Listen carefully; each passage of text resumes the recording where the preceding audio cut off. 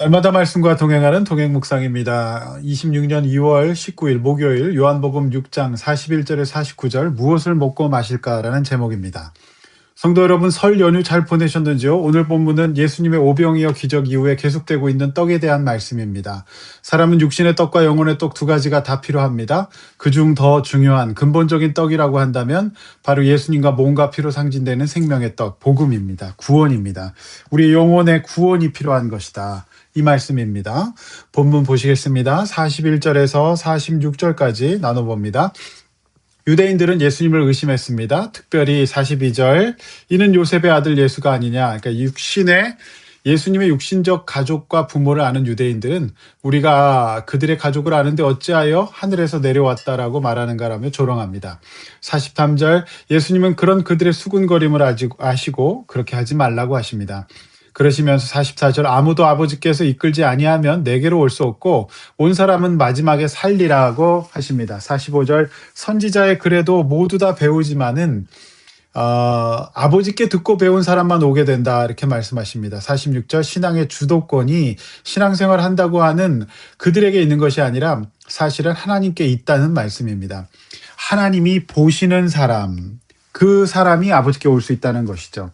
성도 여러분, 내가 예수 믿게 되고 영혼의 구원을 얻고 영생을 얻은 것은 전적인 하나님의 은혜였고 절대 쉬운 일이 아니라는 것을 아셔야 합니다. 내가 선택한 것도 결정한 것도 아닙니다. 하나님이 나를 보셨고 선택하셨고 부르셨기 때문에 우리는 그저 그 과정을 거쳤을 뿐입니다. 따라서 우리는 이 말씀 앞에서 겸손해야 합니다. 감사해야 됩니다. 다른 무엇보다도 내가 이 구원을 얻은 것, 내가 이 하나님을 알게 된 것에 대한 은혜가 있어야 됩니다. 다른 사람들, 특별히 명절에 믿지 않는 사람들, 가족들의 모습을 보면서 어떠셨습니까? 그들의 영혼 속에 영생이 없음을 보셨습니까? 그들의 말과 행동 속에서 사망의 냄새가 나지 않았습니까? 나도 같은 사람임에도 불구하고 하나님의 은혜로 예수 믿고 구원받고 영생 얻게 하신 것에 대한 감사와 찬송을 드리지 않겠습니까? 자, 47절에서 58절 말씀 봅니다. 47절, 예수님은 진실로 너희가 믿을 때 영생을 얻게 된다 말씀하십니다. 48절, 예수님이 곧 생명의 떡이 되십니다. 49절, 광야에서 만나를 먹었어도 죽었지만 50절, 하늘에서 내려오는 떡 예수 그리스도를 먹은 사람은 죽지 않습니다. 51절 말씀, 예수님은 살아있는 떡, 영생을 주시는 떡이시며 구체적으로 자신의 몸을 영생의 통로로 내어주실 것입니다. 52절, 유대인들은 이해하지 못하여서 서로 논쟁하죠. 그러나 53절, 예수님은 일관되게 말씀하십니다. 인자의 피와 살을 먹고 마시지 아니하면 생명이 없다는 것이죠.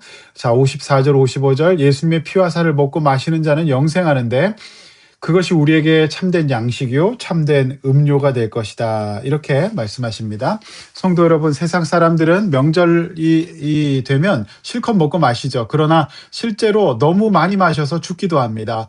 그리고 아무리 많은 맛있는 음식과 음료를 먹어도 그들이 영원히 죽어 있으므로 잠깐 좋았다가 이내 허전해지죠. 저는 성도님들이 명절에 가족과 함께 예배드리시기를 권해드렸습니다. 맛있는 음식도 먹고 가족들과 함께 교제하지만 무엇보다도 예수님과 함께 교제하셔야 됩니다. 예수님의 말씀을 듣고 마셔야 합니다. 온 가족이 예수님의 복음 앞에서 구원을 받아야 하죠. 그래야 이 가족이 정말로 살 것입니다. 영생할 것입니다. 56절 말씀, 예수님의 살을 먹고 마시는 자는 이제 예수님과 함께 거하죠. 57절, 하나님이 예수님을 보내셨기 때문에 예수님을 믿는 자는 그와 함께 살아가게 됩니다. 58절, 조상들은 어떻게 됩니까? 만나를 먹고도 죽었지만 이제 예수님의 십자가에서 죽으심, 곧 살과 피를 우리의 구원을 위해 내어주신 것을 믿고 성찬에 참여하는 성도는 영원히 살 것입니다. 이것이 오늘 하나님의 말씀이죠. 성도 여러분, 내가 누구인지를 항상 기억하십시오.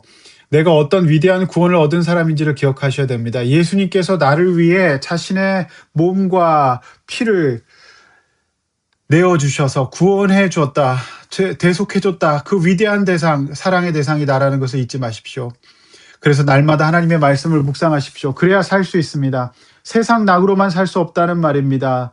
영생의 핵심은 무엇입니까? 죄사함 아닙니까? 죽을 수밖에 없는 우리를 하나님께서 예수 그리스도를 보내셔서 십자가에서 몸과 피를 대속의 제물로 내어주심으로 구원하심으로 영생을 허락하셨다는 거 잊지 마십시오. 그러므로 오늘 우리가 할 수 있는 적용이라고 한다면 날마다 회개하는 것입니다. 그 예수 그리스도의 십자가의 은혜를 붙잡는 것입니다. 잠깐만 정신 차리지 못하면 죄 가운데 돌아가는 우리가 날마다 예수의 보혈 앞에 서는 것입니다. 그래서 죽을 것 같은 큰 죄를 지은 죄인으로 살지 않고 의인으로 하나님의 사랑받는 사람으로 살아갈 수 있기를 원합니다. 그것이 바로 영생입니다. 예수께서 피와 살을 내어주신 이유는 바로 우리의 죄 사함 때문이었습니다. 따라서 죄 때문에 못 살지 못 먹어서 못 사는 거 아니라는 거 기억하십시오. 우리 오늘도 하나님 앞에서 우리의 연약함과 죄를 회개하고 주님 앞에 새 사람 되어서 영생을 살아갈 수 있기를 주님의 이름으로 축원합니다. 아멘. 기도하겠습니다. 하나님 아버지, 예수님께서 우리의 죄를 위하여서 죄인이라 죽을 수밖에 없는데 피와 살을 내어주셔서 십자가에서 죽으심으로 우리를 구원하여 주셔서 감사합니다. 하나님 아버지, 명절 끝입니다. 오늘 이번 한 주가 또 살아갈 때 날마다 우리의 육체의 소욕대로 죄대로 살아가지 않고 회개하고 그리스도 앞에서 죄 사함 받는 영생 얻은 사람처럼 살아가게 하여 주시옵소서. 예수님의 이름으로 기도하옵나이다. 아멘.